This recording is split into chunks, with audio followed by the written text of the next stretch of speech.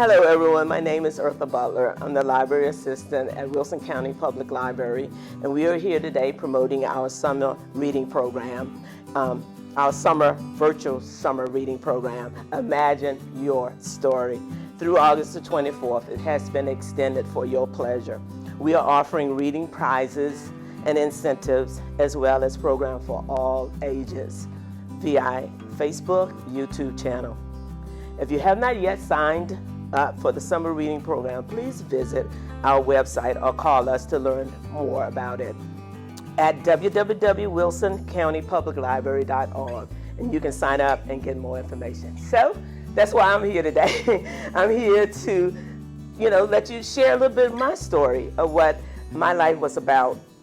I grew up on a farm back in South Carolina, and we didn't have much. The struggle was really real back then as a child, but we were happy. We were happy as a family. Matter of fact, we didn't even realize the struggle was real, but we were happy until now. When I look back and imagine all that we went through, I said it was real. So I can remember waking up smelling that fat back sizzling in the pan early in the morning, around 5 or 6, getting up, and then my mom would have cornbread, dripping with butter, a biscuit, and then she would have molasses. I don't know if you can remember that. I should have brought a jar. That dark molasses. It was some good. And you put the butter in it and then sap the biscuit or cornbread in it. It was to die for. It was so good. Wow, I really enjoyed that. I'm making some right now, as you can see. So as children, we didn't grumble about what mom put on the table. We were just happy. And we knew better too, because back then mom didn't play. We just ate what was in the ice box. We called it ice box back then, but now we consider it the refrigerator. And I can remember her cooking at least twice a day. I mean, they used what they had. If it was the hog, they used all of that, the cow or goats. We were content. And then she grew her own vegetable from the garden, fresh cabbage, carrots, collard greens. When she would cook that with the cornbread, it was the Matter of fact, as a child, we would just get the plate and they would put the greens on with the cornbread, and we just use our fingers and we just picked it up and ate it. I know y'all was like, it's yucky, but that was some good way to eat back then with the fat back. So today, what I'm going to be cooking for you is crackling cornbread. And we're going to be, back then when they were doing, I saw my mom and my grandmother, they didn't use measuring cups. They just eyeballed everything. They just poured it out. And they knew by doing it so often, how much to put in the bowl for the pan. But today I'm going to try to sort of give you a little measurement. So first thing we're going to do is use the self-rising cornmeal. I like the yellow one because I like the color of it. So, and then they say yellow is happy, joy. So I like that. So we're going to first, let's do 1 cup of self-rising cornmeal. Okay. See, my 1 cup is never. My daughters always tell me, Ma, even if you use a recipe, you're always going to add something extra.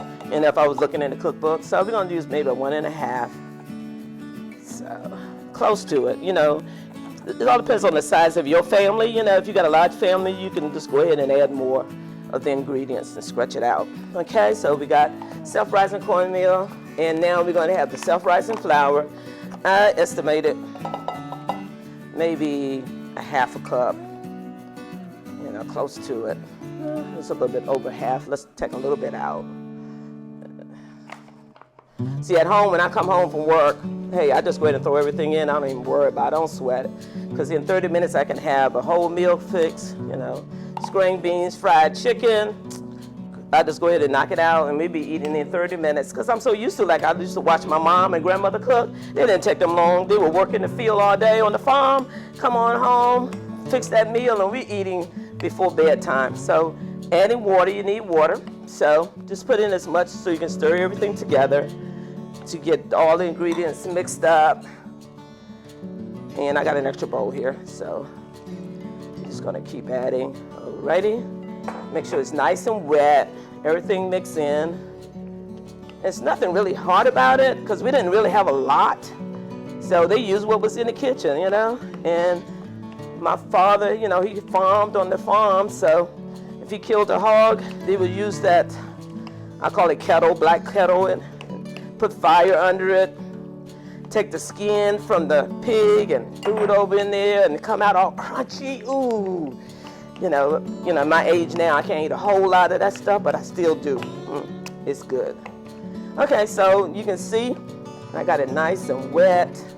And so what I'm gonna do now is put maybe chopped, I like the extra chopped cheese. Everything good with cheese, y'all. Everything good with cheese. So we're gonna put that in. It doesn't matter what order you put it in. I'm not gonna even measure. I got about 8.5, because just dump all that good stuff over in there. Yeah. Don't that look good? Ooh. Okay. I think that's good.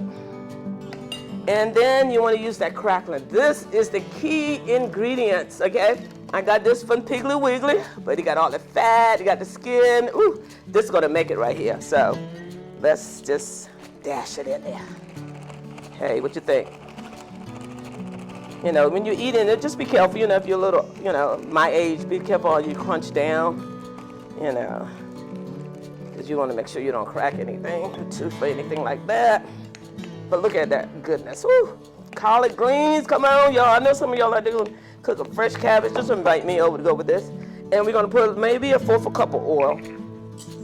You see how I'm doing it? It's no certain. Don't worry about, hey. Because like I say, my mom and they just poured it in the bowl. So I'm going to put about a 1/4 cup. I'm eyeballing that. It's all good. And, okay. Woo, look at that. Isn't that good? I am ready. So I got it mixed all up, and it's good. Wow. Because, you know, back in the day, she cooked twice a day, breakfast and supper, we call it here. We call it dinner. When I moved to D.C., you know, we got proper and got all dinner time, but it was just breakfast and supper. And supper was always maybe around 5 or 6. Might be a little later, depends on when they finish working in the fields, getting the crop in. So now I oil my pan, and I'm gonna put this over in there. Move the ingredients out the way. Okay. Alrighty. As you can see, it's all done. We're gonna just put it over in here. Hey, if you do this at home, you can have it ready by the time you get your chicken fried and your cabbage cooked. You know, we also, this was our, basically sometime our Sunday meal. We would have fried chicken. She would take a chicken off the yard, and y'all know, I'm gonna be country. She would chop the head off, I'm sorry, and then clean it and bring it inside. And then we cook the collard greens out of the garden, fresh greens. Woo, that's why I love fresh greens right now. I cook a lot of that. And field peas and mac and cheese. And this will be right on the side. All right, so that's done. So I'm gonna show you the finished product. And our finished product, here we go. Golden brown, what you think? Yeah, wow. And I'm gonna slice it. Do a little slice test. There we go. Okay. Wow, look at that. Ooh, perfect. Isn't that perfect? Just bring it on the collards. Yay, thanks for visiting. Bye.